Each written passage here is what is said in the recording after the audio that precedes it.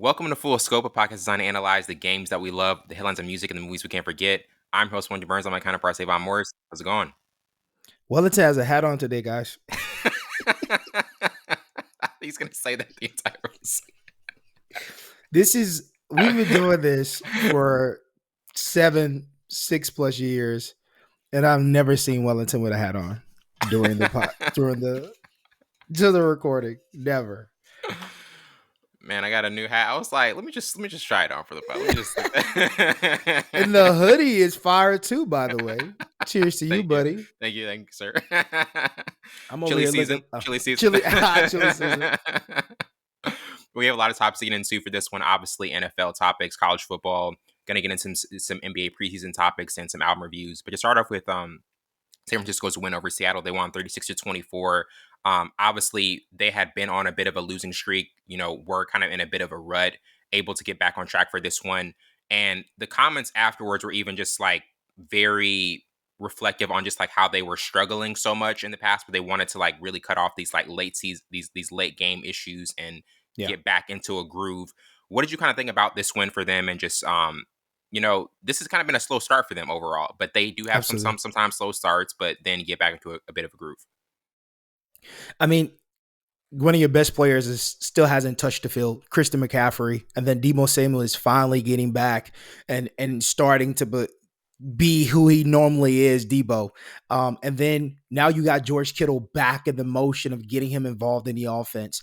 And now you have the number one running game or number one rusher in the NFL. Obviously, Jordan Mason, he goes down during the game, but he's the number one rushing 631 yards in the NFL from Georgia Tech. Who would have thought Jordan Mason, besides Christian McCaffrey, would be the leading rusher in the NFL? So they have tried to fix things on the go. I won't call it what's the commercial fix, not fix, well, let's just call it a fix it flat. Yeah, run fix it flat. They what they do on offense and what Kyle Shanahan does on offense is so good that you can put people in place and that they'll flourish. Not saying they're system guys, but the system that has created has been so good that anybody could come in here and excel or do good at it. So Jordan Mason, hats off to him. Brock Purdy played a great game. Great game. Getting into your guys. George Kittle scored twice. Cal Juszczyk scored one at the tail end, rushing touchdown, and Deebo had an 87-yard bomb. That's the difference. And then your defense is creating turnovers. This is what the 49ers do. We play excellent. They play excellent on offense. They figure out the defense. They give you different looks. And then our defense, the 49ers defense, kind of just mauls the opponent's offense. 2 interceptions by Geno Smith, who's been playing really good. They started 3-0. Mm-hmm. So it's hard to beat a team like the 49ers when they're hot, when they're extremely hot. Yes. And then their defense are creating turnovers and the opposing offense doesn't know what to do, have no answer to what they're doing. I think the 49ers had their day. It was like, we could finally breathe a little bit, but they're still missing pivotal parts of their offense in their defense. But this was a good game. This was a good game for them. For sure. I definitely think it's one of those where when you're still missing like certain key cogs in your system and you don't have like that same cohesive unit, it's going to be times where it's like, okay, we might have some drop-offs, we might have some slip-ups. But as long as you're still able to like collect these wins early on, especially in these division opponents, it's something you got to do. And these games are important, especially the in division ones. So these are ones you definitely have to rack up. But now getting up to the Chiefs and Saints Monday night game, Chiefs were able to win. They're still 5-0, and man, it's so interesting because I was talking to one of our past guests, Mr. Rico, about this earlier in the week. But he was saying like Andy Reid is such a genius, a genius in terms of just like the coaching schemes he puts together and everything. And I really feel as though with this Chiefs team, even though they're 5-0, it's almost like they could be 3-2. They've had some slip ups. You know what I mean? That Baltimore game, the Cincinnati. There've been some times where it's like, okay, Atlanta Falcons, the Falcons game. It's like it's been 5-0, but it's not like a dominant 5-0. It's a very like kind of under the radar 5-0, I would say. And I think that's the interesting thing about this is like they that's really the interesting thing. Like it's not your common 5-0 when you really look at it. And that's what makes this so different for them. Even though they like going to a bye, that's where you want to be. 5-0 is great. But Absolutely. what did you think about this win against the Saints and how they're looking so far? I mean, we see those last year where we felt like their pieces that they had, guys dropping passes, nobody's in the right spots. It seems like Patrick Mahomes is running for his life, and then they figure it out. Yeah. And again, like the 49ers, Kansas City Chiefs is a fix it flat. Their system is so good that we could put guys and give guys like Juju another chance, and he Hmm. goes off. And then we finally get Travis Kelce at midseason form, who's looked Yeah. lazy, sloppy, out of shape, and mentally not there. This game, he was so tuned He in. has seemed absent. He has seemed absent Oh my for yeah. goodness. Yeah. Oh my goodness. Where have you been? I've been on in the summer. You wasn't, focused like you always is. You're doing shows with Taylor Swift. You doing like you got the Stash. podcast. Yeah, you. It's all good. But remember, football is your job. Everything else falls behind, right? He's not I do. focused. Yeah, I do want to like get to that point because like that is an interesting that is an interesting point. The point you bring up with Travis Kelsey is like when you have, and I've been wondering like when is it going to happen? Like there's so much ancillary stuff around him. Mm-hmm. Podcasts, number one Yep. podcast, Taylor Swift, all Mm-hmm. these other things. You're becoming like more and more visible on TV commercials, and now you're at a point where it's like And also TV shows. and TV shows. Like this man is becoming like a rock star in front of our eyes, and it's Taylor like Swiftness, baby. the one thing that you are paid to do, and everybody knows your bread and butter, really football, Yeah. and Yeah. that's where it's just like when is it gonna has that been the distraction? Which I mean, it has to be. I mean, you have so many Yeah. things that are like right there that are gonna like garner your attention. Football is demanding in itself, right? Man, it's 365 days. Football is 365 days to get your body prepared for OTAs, training camps, preseason, and then the full season. And if you're good enough, like the Kansas City Chiefs, you go all the way to February. So it's literally 365 days. You got events for NFL that you like. It's so many, like it's 365 days. And then you're adding in your podcast that you do with your brother. You're adding in Taylor Swift concerts. You're adding in TV shows and appearances that shoot for weeks on, weeks on. Like there's so many distractions, and you can tell it has taken a toll. He came overweight in the season. You can tell he got bigger. You can tell he's not as quick. But this game literally was like I figure like he was like, you know what? People been talking junk about me. I'm gonna have a great game. And then that's what he did with blocking, like Yes. with catching out of backfield, under like doing all the things he normally does. He did so great against the Saints, who have a great defense. Don't get it Mm. twisted. Saints started off hot. The Saints were beating teams, and that's a testament to how good Kansas City Chiefs is. Now to go back to this 5-0 thing, we see the difference between the 5-0, right? We see the Vikings, who I did not see this coming with Sam Darnold playing quarterback. Like he's one of the best quarterbacks in the league right now because of it. And they're dominating their teams. Even my Packers, who we can't try to come back at the tail end and came up short, but they have dominated the teams that they have played. Yeah. I think with the Kansas City Chiefs, and I talked about this when they played the Baltimore Ravens, nobody is afraid of the Kansas City Chiefs. It's a respect aspect for sure. But I'm looking at Kansas City like, bro, they beatable. Like if I'm on the opposing team, like, okay, I know how we can beat them. We could Can get Baltimore close to beat him? beating them. Can Baltimore beat him? Absolutely. Bro, I'm literally telling you that first matchup should tell you all you need to know, Willis, and you're still not convinced. I don't understand why. No, I didn't say no. I actually do. But No. no. Hold on. I'm still gonna give Kansas City the edge. I'm still gonna give Kansas Mm, City the edge. But what I was just saying in my soliloquy earlier is mm. I think this is a different 5-0. This is not a dominant 5-0. This is actually one of those 5-0s that is like very like under the radar, but they're showing you, hey, we can be beat. But at the end of the day, like, do you really think they're going to be beat? Like, Yes. do you really think like they, There's 3 instances where they should have been beat. It comes down to inches with the Baltimore Ravens. It comes down to a ghastly no call penalty against the Atlanta Falcons on that Micaiah? pass interference. Hope you're listening, Micaiah. Yeah, I hope he's listening too. Like, and he needs to get on here. We gotta have him on. But there's 3 games for sure they could have lost. The Ravens, they should have lost the Atlanta Falcons with that no call pass interference on Cal Pitts. And I think it's one more. It's one more I'm thinking of. They were going to beat the Saints. Saints wasn't ready for them. It was another team. I can't remember right The now. Cincinnati? Did you already say Yeah, Cincinnati? yeah, it's Cincinnati. They should have Yeah, lost to that's always a Cincinnati. yeah. So they're 5-0. It doesn't matter how you get it. And don't get us wrong. It doesn't matter how you get to 5-0. You're 5-0. Nobody can take that from you. But again, I'm going to reiterate this. Nobody is afraid of the Kansas City Chiefs. And again, Kansas City Chiefs can be beat. This is the first year I've said this, that Kansas City can be beat.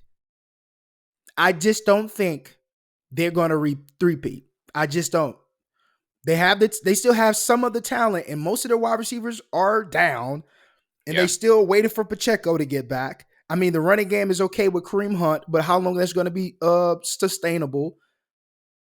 Their offensive line is people are getting to Patrick Mahomes again. Their offensive line had some I don't know, a little bit of red flags. So I don't know how long mm-hmm. this juice of being so like this reminds me of the Eagles last year.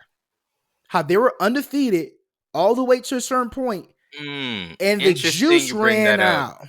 Interesting. You bring that up. No, I'm not comparing. No, Wellington, I'm not comparing them Glad you brought that to. up. Glad I'm you brought that saying up. that this is what I always said, Wellington. The Eagles or Jalen Hurts, and I said this year, they have not played a complete football game. And I used to say that all the time last year.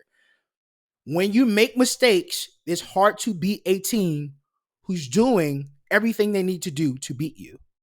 Right. So when Eagles juice ran out, where their talent was not outweighing the other team's ability to win, their competition, them playing blemish free, you can't beat a team if you're making so many mistakes, mental errors, and then penalties and all these things. You can't win. That juice started running out.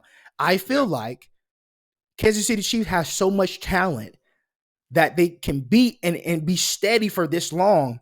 But at the end of the day, there's going to come to a place of their season, of their schedule, where they're going to have to play blemish-free football. For sure.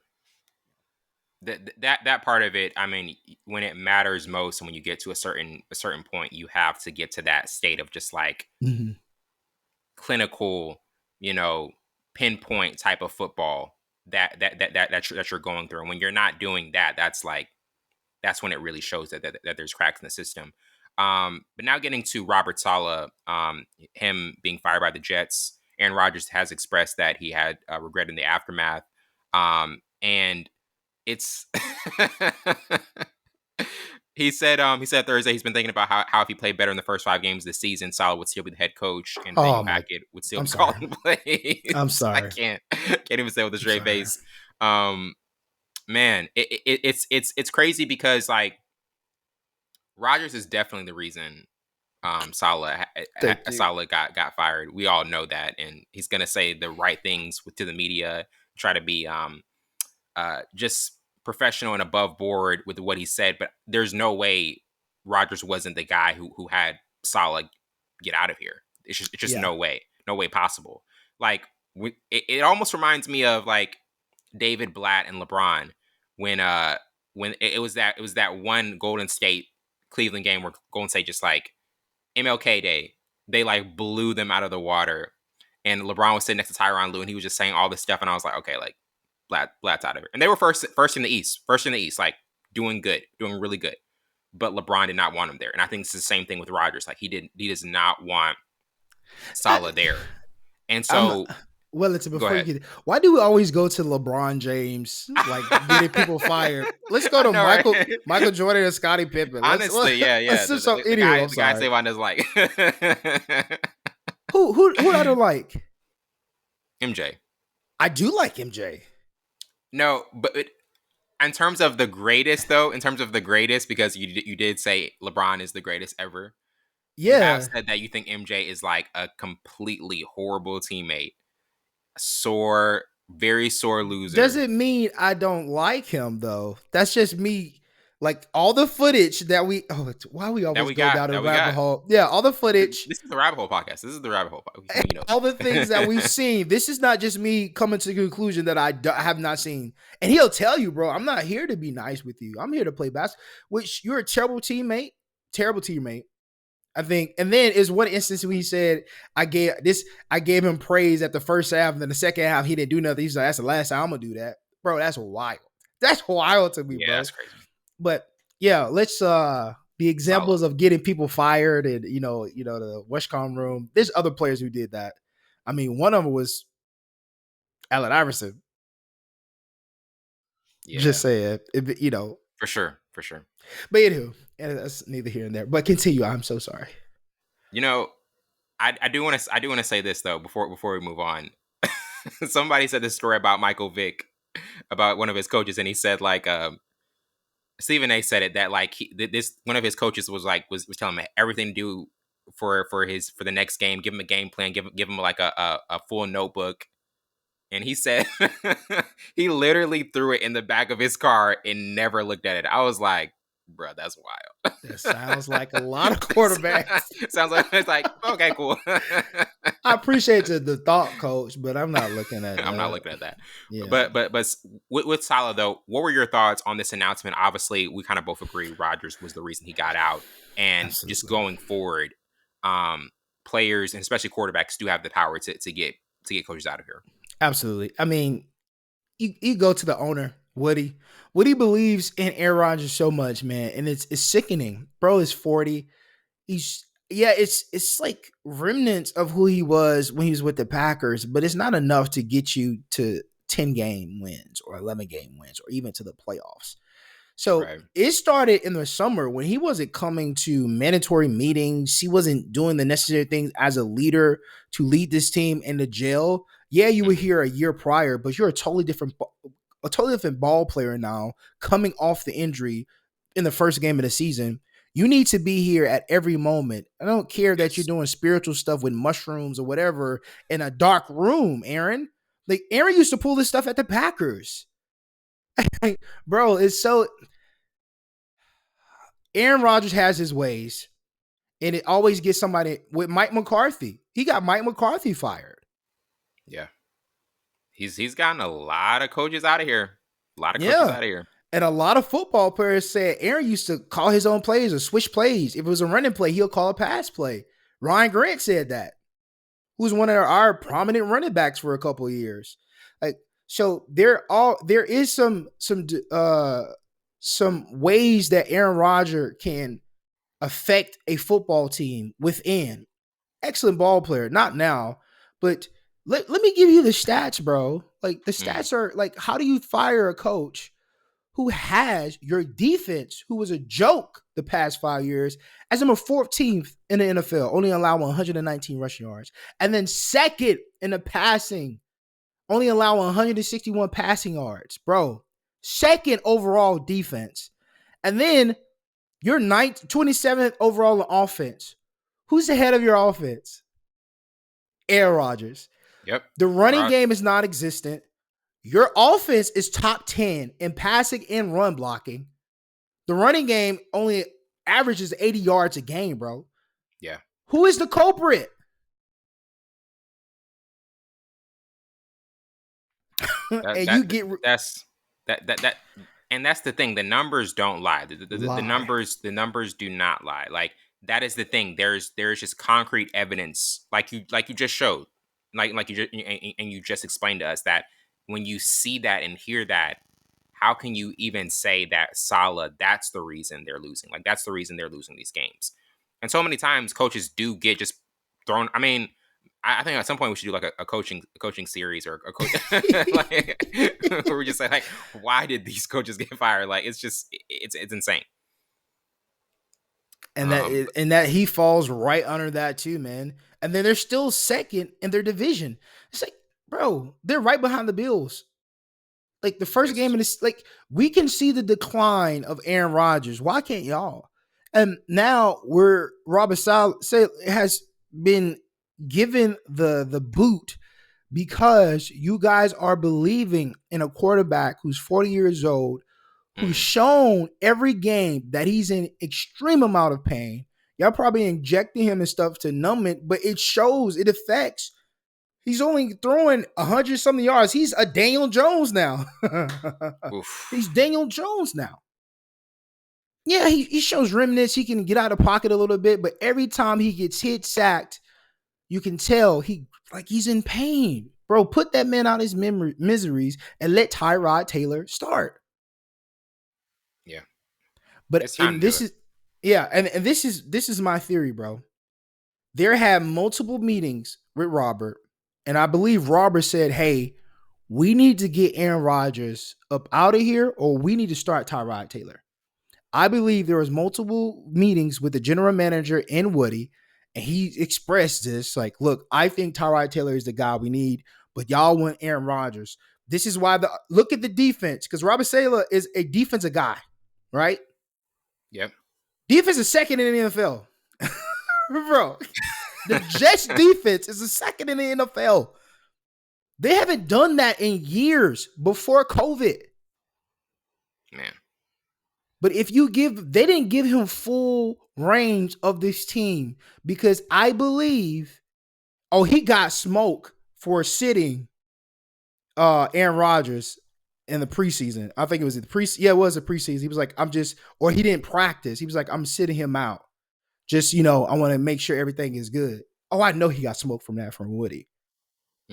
Definitely. Yeah, Had to. Aaron is our ticket seller. Aaron, people come to see Aaron. You got to have him out there. Yeah, sometimes these owners think of the business and then they miss the concept of we got to win games. Business is cool, but the Jets haven't been the Jets since Broadway Joe. Oh, take it back. Take it back. Broadway Joe. Broadway Joe. Well, Well, I I'll mean, tell you and then when you got when Mark. Yeah, Brett you got was Mark there, Sanchez. You when got Brett was Mark. there. Oh, when They Rex went to Ryan, exit. that was like early 2000s though, bro. And then it Yeah, was just like, Revis Island. yeah, yeah. And then he Um, became, yeah. Go ahead. I'm sorry. We're no, what were you gonna say? lingering. Now I'm lingering. I'm lingering. um, and now get into college football with thoughts on Georgia's win over Auburn. Georgia was able to win 31-13. And this also is their eighth win in a row over Auburn, and obviously they bounced back from which we did not even get to talk about their first regular season loss against Alabama, which was a thrilling, much so thrilling game. And Trevor Etienne ran for 2 touchdowns. Carson Beck threw up for a pair of scoring passes, and it was definitely like it's interesting after that Alabama game, which we all know was like that was the focused premier game for them, and obviously a big time just early season matchup, and now they're able to come back and beat Auburn very convincingly. What were your thoughts on how they look? I mean, they looked extremely sharp, and I think after that Alabama win, it was going to be a lot of ammo heading into just what they know they had to do, because obviously you can have one loss I think this season still make you a Yeah, playoff, absolutely. but multiple, you have to be very careful, so I know they have to be have to be sharp, have to at least because I think that one loss it's okay to have, like because especially early in this season, but it's better to have that early than I think later, later in the year. I think if in any other conference, I think you would be right. But with Okay, yeah, SEC, you got the yeah, that's SEC tough. championship, and I think that was a glimpse of what we could see. Again, we could get a rematch. Who knows? LSU might, and I don't think LSU is gonna, win out. I don't think LSU is going to win out, but we might see an Alabama and Georgia repeat in the SEC championship, and that's decides who gets the first week bye, and then you decide who's going to get in after that. They got two losses because Alabama has a loss too. We're gonna get to that too. So Hmm. it gets tricky with the SEC teams because there's so many. You got Ole Miss, you got Yeah. Ole Miss, you have Tennessee still on the rise, Oklahoma, Texas. Like you have so many teams in the SEC that's going to get tricky when we get down to it. But for this game, they were well balanced. So one of those touchdowns was luck when it got deflected, and the other obviously was right behind to catch it to give Carson Beck his first touchdown. But Carson Beck has declined. He has not looked like Carson Beck from He is 2023. not. And I don't know what his numbers aren't the same. If I'm a scout, now I'm looking deeply at his last year in the first 5-6 games now. Like, what's the difference? Has the offensive line changed? Do you have time? Yes, he has time. It's certain throws that he had against Auburn was like, oh, okay, that's the 2023 Carson Beck that we're used to. I don't think the tenacity's there. I don't think the urgency to want to be the top quarterback coming out of this draft. He Yeah. has went from top 3, I think, the top 6 or 7. I think you got to put Cam Ward in there. Jalen Milroe, I think, is becoming the best quarterback in this draft. I love Shedeur Sanders, but man, to be a dual threat quarterback and have a arm and accuracy like he has, and we'll get to a couple of his throws against Vanderbilt. But Jalen Milroe is becoming my number one quarterback over Shedeur Sanders, and that might be a hot take. I don't know, but Carson Beck is not the same. But I will say against Auburn, they were well balanced. Etienne gives that that punch of a quick burst. He's good out of the backfield with receiving. He had 2 touchdowns. He was really focused. I miss him at Florida. But I think the biggest part of why they dominated the Auburn is their defense. Ty Ingram, 2 sacks. I mean, they were getting pressure on this guy, and he didn't know what to do. Thorne, a quarterback for Auburn. He didn't know what to do. He's not a quarterback who's going to extend plays. Like he's like a semi-dual threat running back, a quarterback. They love doing like options and stuff with him. But I think the play calling was terrible for Auburn. And at moments, I think there was a lot of mental errors for Thorne. But that defense really gave him fits and 2 sacks. I know he was starting to get afraid of Ty Ingram. Every time he saw number 93, I was like, So, but Georgia to be able to come back from that loss against Alabama this close, like Kirby Smart said, we got one moment, we feel one moment short. You come back for an SEC, I won't call them a rival, but an SEC team that is hot. They've won a couple games, they're on a winning streak, and you handle them with ease. I mean, Georgia is still Georgia. I'll end with that. Georgia is still Georgia. I think so too. Yeah. Georgia is still Georgia. They're going to be able to, I think, still have a successful season and be able to get in that groove of like what they're able to do in terms of just being a dominant SEC team. Again, Alabama lost. That could have been an SEC championship preview. That really could have.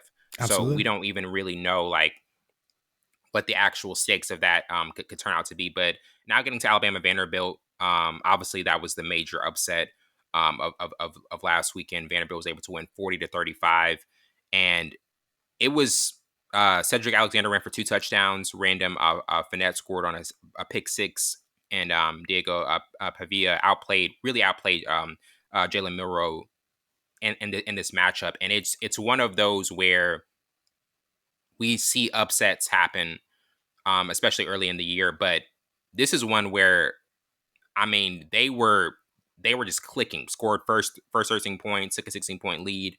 And what did you kind of see overall in this matchup for them in terms of just like the key reasons why Vanderbilt was able to pull this off? Because obviously you can there are certain plays that were kind of the key parts of it, and them scoring those first 13 points, getting on a hot streak. Because when you build up that repertoire of like getting onto that, and Alabama's like playing from behind, that can really like put you behind the 8 ball when you're having to play from behind and not have that that same type of rhythm. But what were kind of your initial takeaways from this upset? Well, I'm gonna say this first. I don't think Pavia outplayed Jalen Milroe. That's your guy. That's your guy. No, he's my guy, but I don't think he outplayed him. Jalen Milroe played a full unblemished game. That interception, deflection, obviously go take it for 6. That's what you're supposed to do on the other side. Other than that, he played a phenomenal game. Had a couple rushing touchdown, passing touchdown to Ryan Williams. Threw over 200-some yards. He's a dual threat quarterback. Like, he had a phenomenal game, unblemished. Like, he had a sack, a sack fumble. Right tackle blew up. Obviously, didn't see him. Boom, you lose the ball. That's kind of hard. you can't attest that to the quarterback. But what I do think the main reasons why they lost, one, I didn't think they took Vanderbilt seriously, right? And then two, Vanderbilt, Pavia was a difference. He was a difference. Him extending plays, him being able to move back there. It's like one of those touchdowns was a quick throw, but he was able to step back, run to the left, and hit it right in the middle of the field. You can't Yes. teach that. His story is phenomenal too. Like who passed up on this guy for him to get to Yeah. Vanderbilt, New Mexico State? Then he was JUCO, New Mexico State, and he left. He came to Vandy. But this is not his first time upsetting a team. Vanderbilt did not ever beat a top 5 or any top 25 team ever in their history. But Pavia was the guy extending plays, being able to get behind the defense. And we know Alabama's defense loved the rush the passer. We know they love setting in zone and relying on their front four to get to the quarterback. Now, when you have a dual threat quarterback, or I want to say dual threat, a guy who can extend plays and get outside the pocket, that zone is broken. It doesn't matter what zone Yes. you in, it's broken. So he was getting behind the linebackers. He was putting it in a sweet spot, and he was trusting his offensive line as well as his receivers. So, and then when they were coming back, Alabama was doing their justice. They could not stop the nosebleed of them running the ball. Like Vandy was running the ball. This defense, oh man, I'm everywhere, but the talent is there. It doesn't matter what head coach is there. It doesn't matter if Nick Saban was there or whatever. The talent is there. I think the culture is the difference, right? The culture, Nick Saban praises himself on his defense. He was a defensive back. He was a defensive back coach. He was a defensive coordinator in the NFL. Like he was a defensive coordinator with LSU before he became the head coach. Like this is his MO. This defense is not the same. Obviously, Caleb Downs is at Ohio State. Your best safety, hybrid guy. He can cover and come down and knock somebody's head off. Your best guy is gone, right? The culture is different. This team allows 129 rushing yards average. Yes. That's not Alabama defense. Yeah, that's not. That is not. Passing over 200 yards passing, that's not Alabama's defense. The culture is changed. These guys are showing their frustration on the field, kicking the ball, like subbing guys out, not coming to the coach. The culture is changed for Alabama, and it's shown. I don't care what the apology was with that kid. The culture has changed, and you can tell Nick Saban's culture was totally different. Not saying that Vandy couldn't beat them. Well, it wouldn't have been a difference because Vandy just had their ticket. They just had the ticket. The talents just had their ticket. But I think Vandy played a mistake-free football game. They created turnovers or capitalized on the turnovers. They were able to be well-balanced and extend plays in their playbook. That OC was calling some plays, especially when they was on the 10-yard line. It was a fake bootleg out, knowing that they was going to crash down because the running game is there. Like the play calling was so superb that it doesn't matter what Alabama's offense is doing to come back. You still can't stop this nosebleed on defense. So Vandy gets their first win against a top 5 opponent. It's crazy, bro.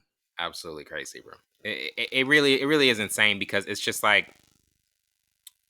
you said, Alabama is not. This is not the type of defense we're accustomed to seeing from them. It's just not. We're not used to seeing that from them. And I think there's a certain standard of what Alabama defense is that we just like always see week after week, year after year. And now it's like, I mean, first year without Saban, we're adjusting to that. How have you thought about Saban on college game day? Amazing. He's perfect. He's perfect for it because now he can be I won't call him Uncle Saban. Now that's Granddaddy Saban. Now he can be Granddaddy Saban to where he can say whatever he wants to say in the media. And then he has the full support of his cast members. Like, bro, they love Nick. Nick Saban is just perfect. And he has a knowledge of the game. Like he's a more younger, refined Lee Corso. Because Lee Corso don't care either. He was like, F it. He was like, what? Hey, I've been around the block. Yeah, I've been around a longer time. Now that's Granddaddy Corso. Oh, for sure. But Granddaddy Saban, Papa Saban, he's perfect for that, man. perfect for it. And you can tell he has a lot of insight. And that's what the culture, I know he can tell the culture is different from when he was there and now Cobra is there. So, Oh yeah, yeah. absolutely. So, NBA preseason has arrived. We have had the media days. We've had the LeBron, Bronny, oh, just gosh. everything about Ron and Bronny. Your guy JJ Redick, Lakers coach, is Please talk about that. Please. That's not my guy, but bro, he's about to be terrible. Now, I mean, I know like this is so predictable for us to do, but I mean, let's start with the Lakers. Let's start with JJ. What we think about how this season is going to go for them. What you've seen in the preseason for them, and just what else? I will say this. Okay. This is what we said, right? Recap of what we said about JJ. JJ is going to be great with X and O's. Oh, for sure. Play calling. We've seen that. They run the similar plays of how Jason Kidd does with the Mavericks that you really can't stop. Like Hmm. there's a top, somebody's fake screening, rolling right here. Now we create easy, efficient shots, or we can send it to the 3-point. Like they were running that play and reversing the play, running this way, running in this side. It was so effective, right? But this is what we say JJ Redick is going to fail at, and this is majority of what a coach is: maintaining talent, answering questions correctly, not being offensive when somebody says, "What do you feel like?" What's his name? Hachamanura? Hachimura. No, Ray Hachimura. his name is Entrepreneur. That's his new name. His new name. When a reporter asks you what's entrepreneurs, Dog. what's his next step? What do you mean? What's the next step? Like what narrative? That's a prototypical reporter I like question. that. Challenge him. Challenge the Like media, man. what? No, it's not challenge the media, bro. As a head coach, what do you see as the next step for a player that's supposed to be your future? I'll say this. I will say this about JJ. He's gonna learn. He's gonna have some early struggles in terms of media training. Because I No, think Wellington. he How does no that no make sense, bro? He comes from media. no. What I'm saying is how to deal with media as a coach. That's what I mean by dealing with that. He should know how media works.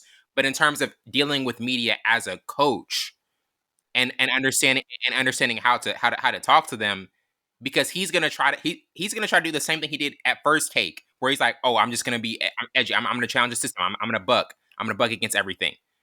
You can't really do that and have the same type of grace with the media as a coach. That's what I'm saying in terms of just like that's gonna be his early uphill battle. That's gonna be very difficult to overcome. That's part of being a head coach. That's where he's going to fail at, as well as managing the talent that he has. He's going to be great at calling plays. Right. We see a testament to that. But I think his shortcomings will be dealing with the media, which is 50% of what a head coach is, and dealing with the backlash and the noise and all Mm. this stuff, and being able to console your players as well as manage your players and manage how you speak to the media. There's a profession. You come from media. There's a professional way to do it. It doesn't matter if you're trying to buck the system or challenge your reporters. My job as a reporter and being in media is to ask questions that not only my bosses want to know, but the fans want to know. How are Mm. you going to, or what do you see him, entrepreneur, becoming in the next year? That is a valid question, bro. Is he still going to be a spot up corner three guy? Is he going to be more of your pick and roll guy? Are you going to allow him to be able to handle the ball? Like, what do you see? What is the next step for him? I see if he would have asked about Bronny or asked about another player, but this is the prominent player that y'all have kept around because you see potential. Where do you see him going? JJ is legally obligated to not say anything negative about Brian. He can't say Oh yeah, anything negative about he Brian. got a non-disclosure for sure. He's like LeBron said, "You better not say He got an anything NDA, negative." boy. I think this might be the most talented rookie ever. I don't think this guy is like. I think this is the one. Boy got an NDA. Boy signed an NDA when he was with the podcast with Scored 2 LeBron. points. Scored 2 points. Like, I think that was the best preseason I've ever seen a player. Yeah. Like it was beautiful. It was beautiful. Yeah, like how he laid it up, like it was perfect. The slash. I mean, the play was phenomenal. Like I keep and people keep and it's a lot of scouts or other general managers saying they're setting Bronny up for failure. I think Bronny is going to be not a great basketball player. We never said that. I never said that he's going to be a great basketball player. The reason why I feel like he's going to be ready for the NBA because he's plays defense. Now he has a lot of turnovers on offense. He's not that type of guy. He's not an enforcer. He's looking to pass. If he has an open, he'll take it. But defense is where he's more aggressive and confident in. And you can be a Tony Allen, right? Tony Allen really didn't get buckets like or Patrick Beverly. Their role is to play defense and lock down the guy that who has a 40 night is gonna beat us. I think that's gonna be Bronny. Bronny's gonna be a Tony Allen, and that's a great thing. Tony Allen was a number one in steals, number one in like in a bunch of categories, as well as he was on NBA All Defense number one for like 4 years back to back. Yes. So I don't think Bronny is gonna first team all defense. First team all defense. He's not gonna be maybe later in his career, but right now Bronny is in the NBA because of his father, one, and I think because he can play defense. Absolutely, it's so clear. And JJ, keep saying those positive things because we all know you can't say anything negative. Can't say anything negative. Any other thoughts about preseason? I mean, obviously we got Chris Paul. Yeah, we got Chris Paul, Wembanyama. That's gonna be I love nasty, that, bro. I love that combination. Do you see the difference already? Yes, for sure. Again, it's gonna be nice. It's gonna be nice. I have to give Wellington his props, and this goes back to when Chris Paul, and I'll always give you this, when Chris Paul went to the Houston Rockets. I'm like, why, bro? Buddy's career is over with, and he was like, nah, bro, he's gonna do. And then he turned out to be in every team he's been with. He changed the whole culture. OKC. And how to OKC was another one. Yeah. Even with the Suns before he left, that was a stupid decision for him not. And then you're skilled OKC fan. You know who you are. You're still ducking the smoke from being on the podcast. I've reached out multiple times, but you have. I think she blocked me. I think she already blocked me out. But oh wow. He's ducking the smoke. But OKC, they're gonna be good. Okay, I know we're talking about Chris Paul, but dealing with OKC, I think I love OKC's nucleus. Even though I know Savon, that was your pick to go to the NBA Finals. got a lot of pushback from that, but I mean they were close. Absolutely, they were really close. I mean they lost to Dallas, I think by like 2 or 3 in that last closeout game. Mm-hmm. And I just think they were a year away. I think it was a little bit too early. So they can go far. They can go far again because they didn't need to. And some people are saying, oh man, like they should go after KD, they should go after Star. I'm like, they don't need to start right now. No. Keep the young nucleus. Bro. Keep the young nucleus. And let that Caruso. We talked about this already, but getting Caruso and then there's another guy from the Knicks, big fella. I can't remember his name right now. But they answered a lot of questions, right? Mm. I think I said this was the first team in the NBA where I felt like they answered questions not just for now, but for years down the road. For sure. And OKC will be back. They will be back, bro. If they are not fighting for the number 1 seed in the West, something is wrong. Or if they don't go to the final, something is wrong, bro. Mm. I'm not afraid of the Denver Nuggets anymore. I'm not afraid of them. I'm not afraid of the Lakers. I'm not afraid of the King. Like there's like OKC, right? The only team I'll say can give them a run for their money again is the Dallas Mavericks. Dallas And looks look so who we good, bro. trust. And look who we trust. No, it's not Luca. Trust. It's not Luca. Kyrie looks different. Oh no, I know. Yeah, Kyrie, and that's the key. That's the key. It's always been that Great. second. That second guy. When I saw him playing pickup games against Jalen Brunson, against Josh Hart, against the New York boys, and I was like, he's just back in that New York grind. I was like, yeah, he Bro, wants it. he's upset, bro. He's upset about that Olympics thing. I would be. Yeah, the Olympics for sure. He's gonna bust. If you get a heated Oh, whoa. Kyrie, if you get a heated Paul. Kyrie, come on now, come on now. I'm sorry, I'm childish. Yeah, that was kind of I'm crazy. sorry, bro. That was like I gotta pause there, bro. I gotta pause. We gotta do it. Yeah, listener, sometimes we do have to do a pause button. We do. Sometimes we do have to do a pause button. No, bro. He's hungry, bro. I Yeah. see a difference. Like he's got a chip on his shoulder.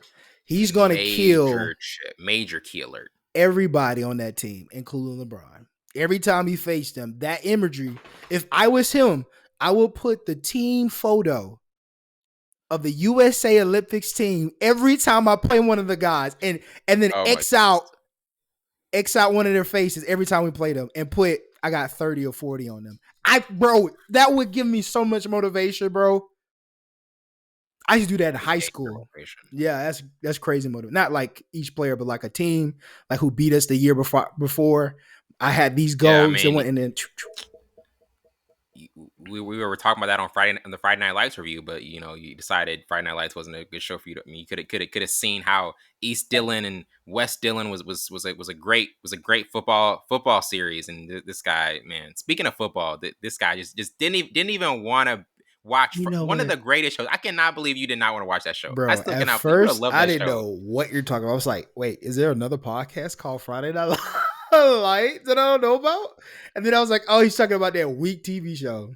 Oh my week. Yeah, that was weak, bro. It wasn't for me, bro. It wasn't Man, for me. come on now. The movie was just like, I mean, I will say this: the movie is just lay as good down. as it gets. Movie is. Do we have For All the Dogs? Do we is this a For All the Dogs? Father dogs. Oh man, just past the first year anniversary.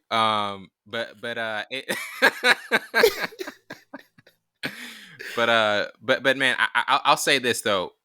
Like you said, I think Kyrie's hungry. I think Kyrie is Mhm. very hungry. He definitely is getting into that type of that type of bag in terms of just like really wanting to set the record straight in terms of like being left out. And I think like that part of it is just um it's going to be very very interesting to see. You have Yeah. something to say? Yeah. I want to know what you think about the Knicks. The Carl Oh Towns. yes, we have been missing so much stuff. Karl Anthony Towns Yeah. headed to the Knicks. Mikal Bridges is over there still. Yes, Mikal Bridges Yeah. is over there. I was already satisfied when they had the Nova Knicks when Bridges went over there. I was like, okay, this is good. I really like this New York team. Like really like this New With York team. Towns over there? Now with Towns, that part of it brings it down. I was good over the summer. I was like, Okay, yes, tell me Nova something. Knicks, Okay, Nova tell me Knicks, something. and then I hear Towns. I'm like, Yeah, it goes gotta down. bring it down a notch because he's Mr. Inconsistent.